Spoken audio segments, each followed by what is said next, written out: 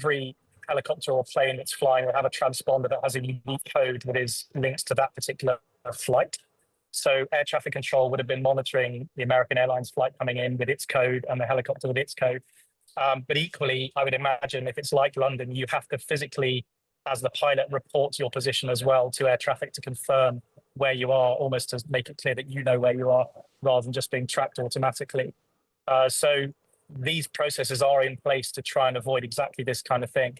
But it doesn't look from that grainy CCTV as if any avoidance maneuvers took place. And the helicopter appears to have just flown straight in to the plane, which would only really happen if you hadn't seen it somehow. At least a dozen bodies have now been pulled out of the Potomac River in Washington, D.C. after that mid-air collision. There are no reports of any survivors, and the noises that are coming out are pretty bleak. A video you can see on thetimes.com at the moment shows the moment a Black Hawk Army helicopter crashed into an American Airlines plane. You can see the big explosion. The helicopter sort of barrels directly into the plane. Both aircraft ended up in the water. Now, the plane was carrying 60 passengers and 4 crew members.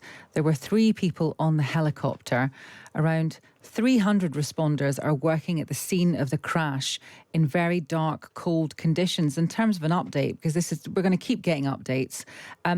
According to officials now, 19 bodies have recovered after this collision. And the US Figure Skating Association has confirmed that several members of the skating community were on board the flight, which was arriving from Kansas. We're going to continue to get updates on that, of course.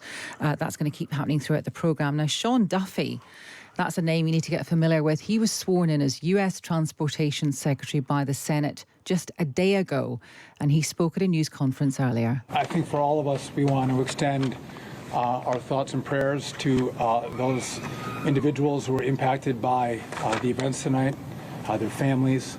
We know this is a very difficult time for all of them. I want to join the mayor and everyone here too, extending our thank you to the first responders who, again, in very difficult situations and environments, are out there searching and attempting to rescue. That was Sean Duffy. Now, President Trump has posted on social media, on the social media platform Truth Social, saying that this is a bad situation that looks like it should have been prevented.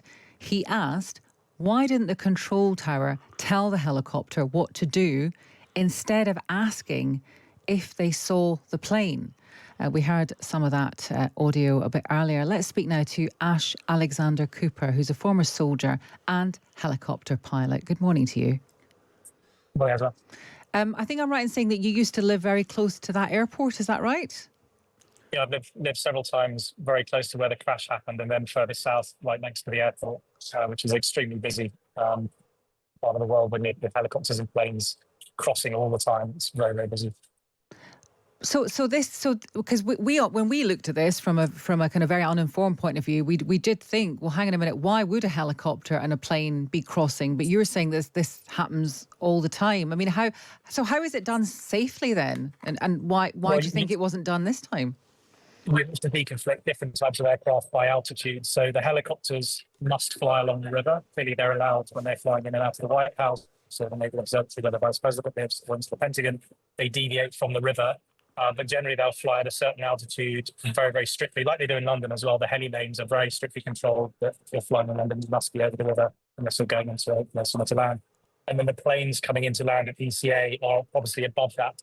But they also have to follow the river for exactly this sort of scenario, that if something did go wrong, that they're not going to crash into buildings or high populated areas. So does that, the line is not great. So does that mean that the helicopter was too high? It's hard to say. Looking at that CCTV that you've seen as well, it does seem that the plane was quite low. So it may be that the helicopter itself was absolutely flying at the altitude it should have been flying, but it just was in the wrong place at that altitude, and then met the plane when it was on short finals to land. It's hard because we don't know. Nobody's obviously seen the black box recordings to know what the aircraft, the helicopter had, if there was any collision avoidance software or alarms that may or may not have alarmed. But military helicopter pilots are extremely well trained, so it is very hard to understand how this could have happened, particularly with air traffic control asking them if they'd seen the aircraft ahead. They would have had, if we've been flying in places like this, you are really, really aware all the time. Everybody is looking out for exactly this kind of thing. So it's hard to understand how it happened, but it's a tragedy, and our hearts go out to the families, obviously. Well, of course. So as a helicopter pilot, can you just take us through what would happen in a situation like that? If you were piloting the helicopter or a helicopter in that situation, what are all the kind of processes and checks and balances that would have happened? Who would have been speaking to you? Well, on board, you would have had what's known as a squawk. So every helicopter or plane that's flying will have a transponder that has a unique code that is linked to that particular flight. So air traffic control would have been monitoring the American Airlines flight coming in with its code and the helicopter with its code. But equally, I would imagine if it's like London, you have to physically, as the pilot, report your position as well to air traffic to confirm where you are, almost to make it clear that you know where you are, rather than just being tracked automatically. So these processes are in place to try and avoid exactly this kind of thing. But it doesn't look from that grainy CCTV as if any avoidance maneuvers took place. And the helicopter appears to have just flown straight in to the plane, which would only really happen if you hadn't seen it somehow. Yeah. I mean, this is the same question, but this is a question that Donald Trump asked. He said, why didn't the control tower tell the helicopter what to do instead of asking if they saw the plane? Presumably, they just presumed the helicopter knew what to do, or the helicopter pilot knew what to do.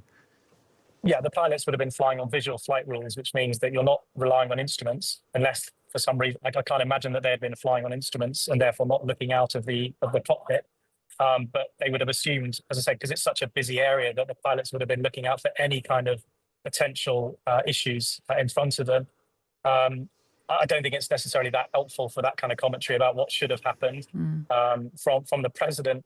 But they would have assumed that the pilots would have seen, and given that there was no response from the helicopter, if something had happened to the pilots and they were, just unable to hear air traffic, it wouldn't have mattered whether the air traffic had told them to turn left or turn right anyway if they weren't receiving the message. Right.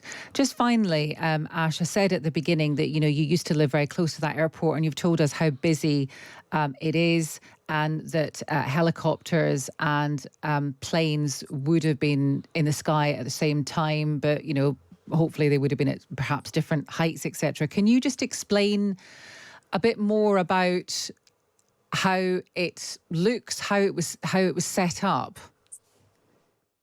In terms of the flight profiles, you mean? In terms of the area itself, because obviously there's this mass, there's an expanse of water, the Potomac River, etc. So Reagan Airport, or DCA as it's known, is basically on the water. If you imagine you've got a very wide river, the airport is plonked on one of the banks, and then up to the north, the river curves around to the north and to the west. So depending on which way the wind is blowing, planes will either come in low over the city along the river from the north. The southern approach is generally more open. There's less population as it comes straight up the river. It's harder, I think, coming from the north, because that's where most of the helicopters would be, rather than to the south. Right. So this is probably the worst case scenario. It's at night. If visibility was poor, if there was other things happening in the aircraft, if maybe there was a malfunction in the aircraft that was distracting the pilots while they were trying to sort out an engine issue or something, that would be absolutely a set of circumstances that might require the pilots to be looking in versus looking out. But it just seems like it was a confluence of very unfortunate factors. Ash, thank you very much for talking to us, giving us some more insight. That is Ash Alexander Cooper. He's a former soldier and helicopter pilot. He used to live very close to Ronald Reagan Airport.